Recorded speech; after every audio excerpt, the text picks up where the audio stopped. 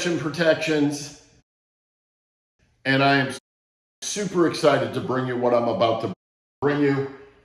Basically the same as what we talked about earlier, the truth, eliminate. Here's the actual objections, but over here, I'm gonna give you the framework in a minute, but I wanna tell you a story first. So I'm in a place called Storrs, Connecticut. This is where the University of Connecticut is, and I'm over there doing a demo. It's an 11 o'clock lead, and I do the presentation. I get to the price, I slide the price. It's somewhere around $3,200 back in those days. This was in 1992. And if you can imagine the Gordon Fisherman's guy, I don't know if you eat fish sticks, but the Gordon's Fisherman commercial, or just imagine a fisherman with the white beard in New England, and they're tough. They're real tough people, right? So I'm in there with him and his wife, and I'm doing the demo. I do the entire demo. And I get to the very end, and they say to me, I don't make one-day decisions, okay? So that was right here. I don't make one-day decisions. I'm 72 years old. Keep in mind, I'm 25. I got a suit and a tie on at the time because that's how we dressed in those days.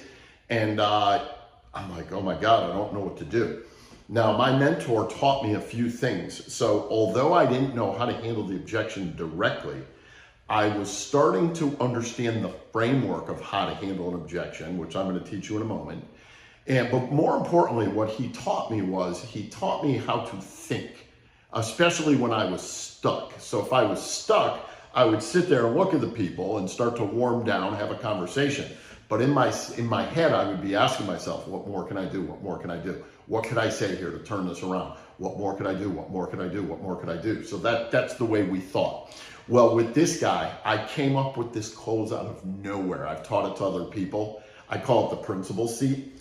And long story short, here's the principal seat. And I literally even drew out this picture with him on the principal seat. And then let me see here. This is this. This is this. And this whole thing became the principal seat close, right? And so what I want you to understand is I didn't have the close. Nobody taught me this close, but I understand this one part of closing. And by doing so, I said to the guy, I said, listen, this is you sitting on the principal seat. And I understand you've lived 72 years, and hey, I just came into your home today, guard down, look at this, right? And I said, I do want you to understand something. With an alarm, it's a little different than any other product you've bought. It's different than the car. It's different than the roof, the windows, the groceries, the life insurance. It's different than everything. And the reason it's different is because if you do nothing at all, we don't know for sure that somebody will come in here or not. We just don't know. If we knew for sure, there would be no need, right? But we just don't know that for sure. So I'm going to ask you a favor. And I'm going to ask you to do this for you and your wife for the one time in 72 years. I'm going to ask you to take the principal seat that you've been sitting in, respectfully, sir, and I'm going to ask you to kick it over. Would you be willing to kick over the principal seat? And I kid you not, the guy looks at his wife and he goes, what do you think, hon? This I knew how to deal with because my mentor taught me how to deal with this. So I said, ma'am, if this were you and you only, would you do this? And would you do it today? She says, absolutely, I want this in the house. Now, I go back to him. I say, sir, she's good. The only thing left is this principal seat. You can wait, and I can wait, but we don't know if the bad guy is gonna wait. Can we kick it over once and for all, right here, right now? And the guy says to me, you got a deal. Oh my God. Fried my own circuits with my capability. And so this is what you're going to be able to do once you understand what I'm going to teach you. You are going to be more powerful than me. And the reason for it is because I have more distinctions today for you than I had myself back then. I have close after close after close after close. I have each and every one of these objections except the DIY, because that was not a thing when I was in the game on the road. This was not a big deal for us. And so I've overcome all this stuff. I'm going to show you a framework. I'm so big on frameworks. I also believe in scripting. I don't believe in winging it. Winging it is the worst method on the planet. This is what average people do. Mediocre people wing it. Pros have a process. They run their process. Let me show you the framework. Step one is to agree and acknowledge. So when a customer objects to you, you want to learn to agree and acknowledge. So if somebody says to you, I don't make a one-day decision, you say, no problem. And you know, I just told you a story back in the day. I probably didn't even know to agree and acknowledge. I don't even remember back then. I feel like I didn't, because I didn't really understand that yet. So I want you to learn to become a professional agreeer. Somebody says I don't make one-day decisions, no issue. If you're not comfortable, I'm not comfortable. In fact, watch the body language here. In fact, there is nothing that you could say that would cause me to allow you to go ahead with this unless you were completely comfortable. Does that make sense? Does that make sense? Customer says, I want to think about it. Not a problem. You're not comfortable, I'm not comfortable. Customer says, I got to check with Uncle Harry. Not a problem. If you're not comfortable with everything we've discussed here today on your own, no issue. You're not comfortable, I'm not comfortable. I acknowledge this. See, agree, acknowledge. Customer says, I want to shop. No issue at all. Most people want to shop, want to get the best price and the best product, and they want to know for sure they did. I have no issue with that at all. I'm the same way. No problem, right? Agree, agree, agree, acknowledge. I want to do it myself. Not a problem at all. That's your choice, and I'm not here to interfere with your choice. If that's what makes you feel the best, you go for that. Next, money. I can't afford it. I got great news for you. If you can't afford it, I wouldn't even let you do it. There's nothing you could even say or do that would cause me to let you to have it. And last, contract term, the 3-year agreement. Again, not an issue. If you're not comfortable with it, I'm not comfortable with it. I acknowledge that. And if you're not comfortable, we can't find a way to get comfortable, I won't let you do it. So the very first thing here is you've got to become an expert at agreeing and acknowledging with people. But, notice the little no but, no however. When you are handling an objection and a concern, just because we agreed doesn't mean we're out of there. We're just getting warmed up. This is where this starts. So you have to now transition from agreement to handling the concern. Step 1 is agree and acknowledge. Step 2 is remove the words but or however, but you do have to transition. And I'm only saying to remove the words but or however when you're in an objection or protection handling situation. I'm not saying never use the words but or however. I'm only saying in an objection handling situation, you don't use the words. So you have to now transition into handling the concern.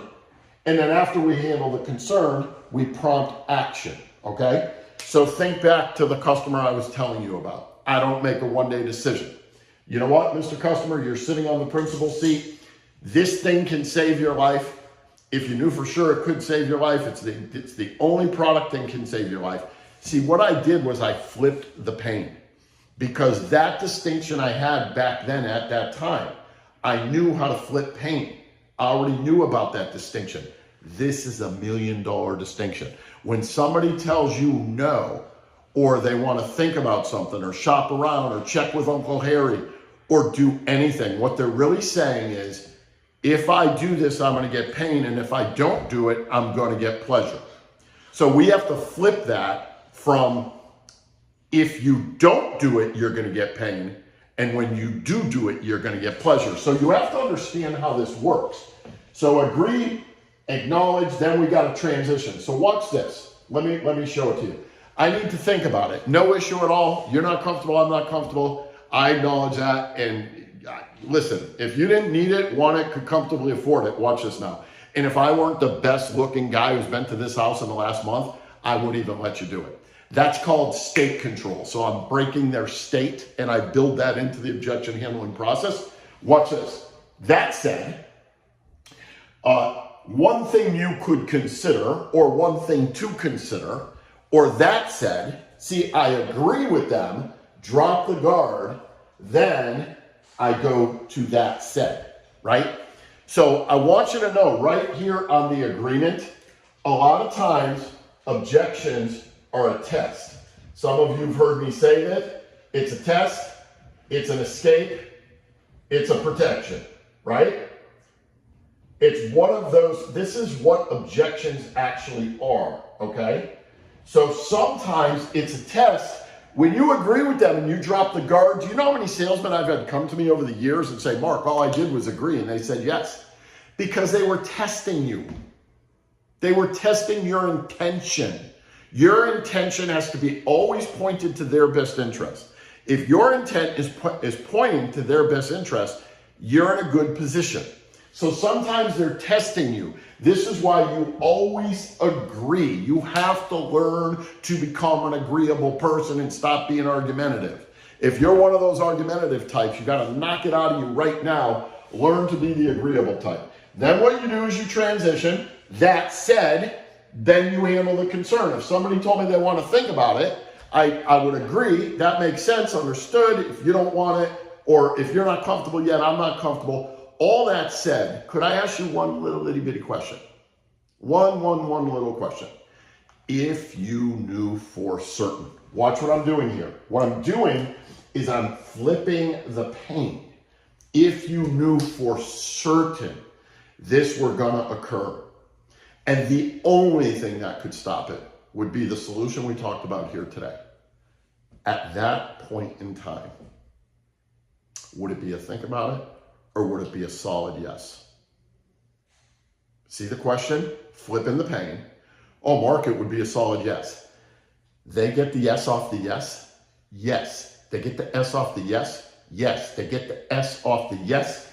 I move to the fourth step. I prompt action. Mr. and Mrs. Customer, you can wait, I can wait. We never know what bad guys are up to. We never know what they're plotting. You can wait, I can bet. You can wait, I can wait. They never, ever wait. What do you say we just take the bull by the horns and wrap this up and get it over with today? Is that fair? Is that fair? Right? That's called prompting action. And you have to learn how to do this. If you cannot prompt action, it's going to be a rough patch for you selling. You have to learn how to prompt action. So in the next video, I've laid out the framework here. Now we're going to go a little deeper and I'm going to show you each one of these step by step. I'm going to show you how to flip the pain, handle the concern. On each and every one of them, I'll handle the concern and then I'll prompt action. Now, I want you to know this. We are going to give you a script for this. Okay, so you'll have scripted closes. There are a lot of people, myself included, back in the day that we would have people literally memorize closes, right? But I'm here to tell you today, and I know this for certain, I've done enough experimenting with this. If you do the process well enough and you are in the truth and you learn my process for eliminating objections, hot button technique, the scenario in the detect section, the walk around, feature, benefit, feeling, future, value for life. If you master those techniques, I can tell you something right now. Like I said earlier, you are going to a street fight with a tank. You don't even need the tank because the job will be done. But I want to mega prepare you. So I'm going to now demonstrate in this next video how I flip the pain on all of these. Feel free to copy, feel free to use my principal seat close, which is an amazing close. So many people have used it over the year. I invented it in the house way back in the day.